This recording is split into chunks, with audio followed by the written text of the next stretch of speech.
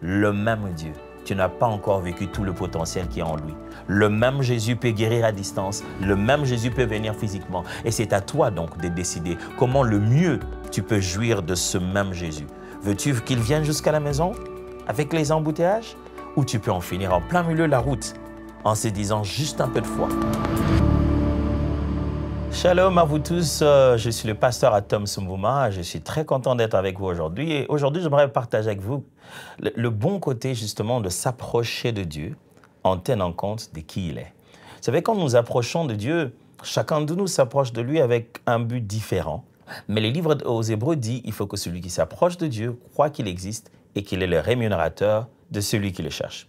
Aujourd'hui, laissez-moi prendre pour thème le même Jésus.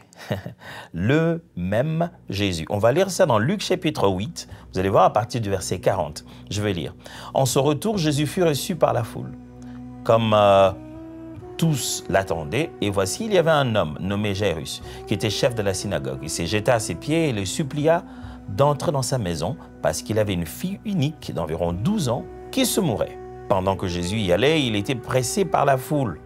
Or, il y avait une femme atteinte d'une perte de sang depuis 12 ans encore, voyez ça? Et qu'elle avait dépensé tout son bien pour le médecin sans qu'aucun n'ait pu la guérir. Elle s'approcha par derrière et toucha le bord du vêtement de Jésus. Au même instant, la perte de sang s'arrêta. Et Jésus dit, « Qui m'a touché ?» Comme tous sont fondés, Pierre et ceux qui étaient avec lui dirent, « Maître, la foule t'entoure et te presse, et tu dis qui m'a touché ?» Mais Jésus lui répondit, « Quelqu'un m'a touché, car je connus qu'une force était sortie de moi. » La femme, se voyant découverte, vint toute tremblante, se jeta à ses pieds et déclara devant tout le peuple pourquoi elle avait touché et comment elle avait été guérie à l'instant. Jésus lui dit, « Ma fille, ta foi t'a sauvée. Va en paix. » Ce texte est un des textes très fascinants. Quand je le lis, je me dis, waouh! Pourquoi je suis fasciné et pourquoi j'aimerais utiliser ces textes pour qu'on parle de notre façon de nous approcher de Dieu et que j'ai proposé ce sujet, le même Jésus. Il s'agit du même Jésus. Jésus, le seul, le vrai, que nous connaissons.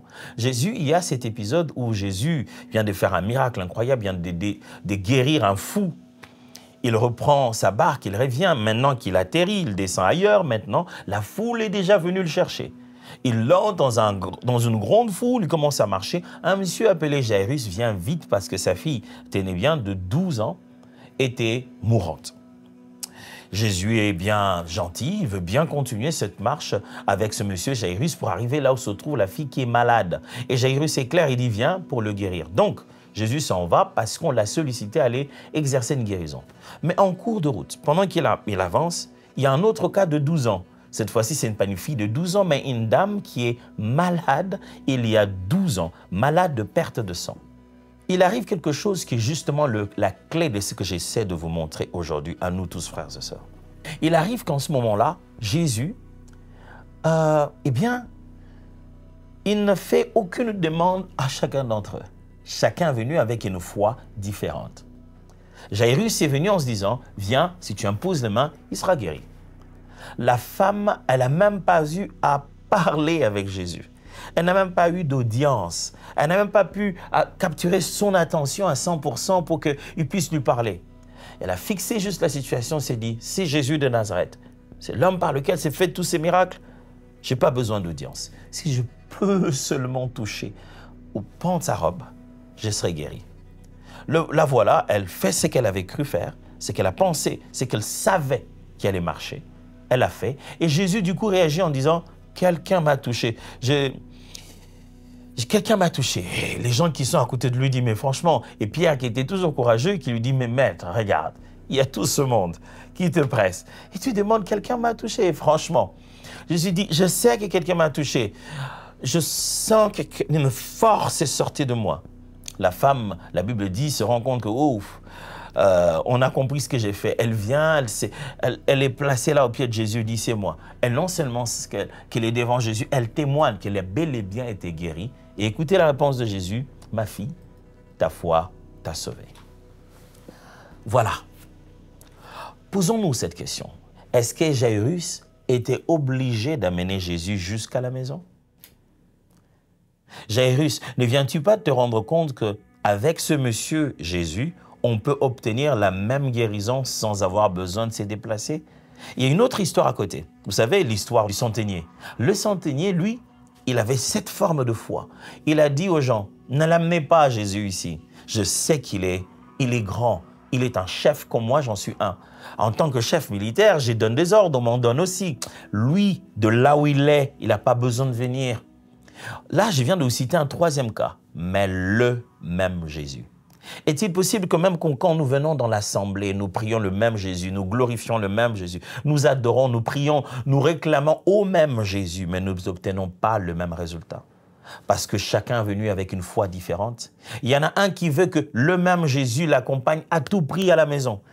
Jésus, je veux que tu viennes chez moi, que tu imposes ta main. Vous savez, des fois, nous avons des attentes que nous devons déjà lister et une méthode que nous avons imposée à Dieu. J'aimerais vous encourager à ne jamais imposer une méthode à Jésus. Vous savez, des fois, il peut entrer dans votre méthode, mais votre méthode vous fait passer du temps. Le résultat finalement est là. Jésus finalement va arriver, il va guérir, voilà, ça s'est fait. Mais combien de temps ça a pris à Jairus? Or, il aurait pu le faire. Le même Jésus avait le pouvoir de le faire à partir du beach où il est arrivé. Là, quand il est descendu de sa barque, il aurait pu guérir à cette distance-là la fille de Jairus. Mais vous savez de quoi? De fois, nous venons tellement attachés émotionnellement à nos problèmes que nous pensons qu'il faut beaucoup plus d'efforts de la part de Dieu pour le résoudre. Je vais répéter ça. De fois, on devient si attaché à nos problèmes émotionnellement. Vous savez, c'est un père dont la fille souffre. Une fille de 12 ans. C'est à peine qu'elle va commencer bientôt son adolescence. Maintenant, sa fille peut faire des conversations avec son père.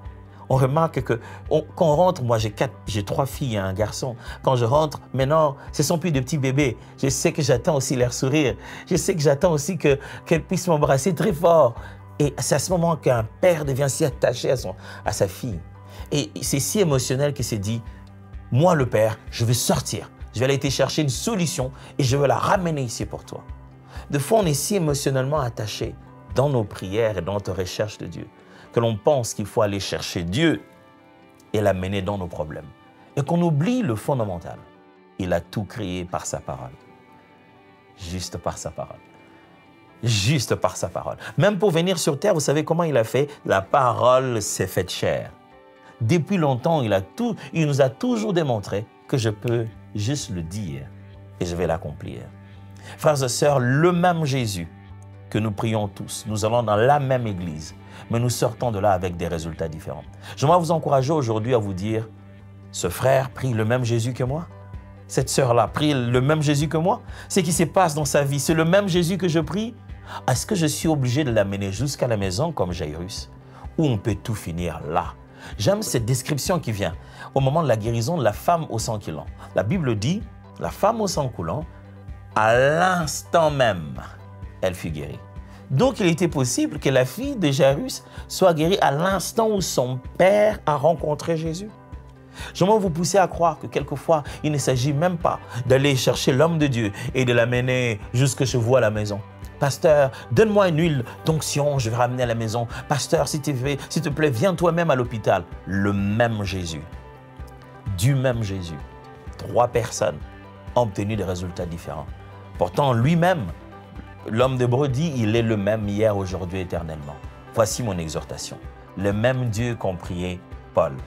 Le même Dieu qui a fait des miracles avec Élie. Le même Dieu qui a séparé l'eau en deux avec Moïse. Le même Dieu qui a guéri les paralytiques des mains des disciples. Le même Dieu. Le même Dieu. Tu n'as pas encore vécu tout le potentiel qui est en lui. Le même Jésus peut guérir à distance. Le même Jésus peut venir physiquement. Et c'est à toi donc de décider comment le mieux tu peux jouir de ce même Jésus. Veux-tu qu'il vienne jusqu'à la maison avec les embouteillages?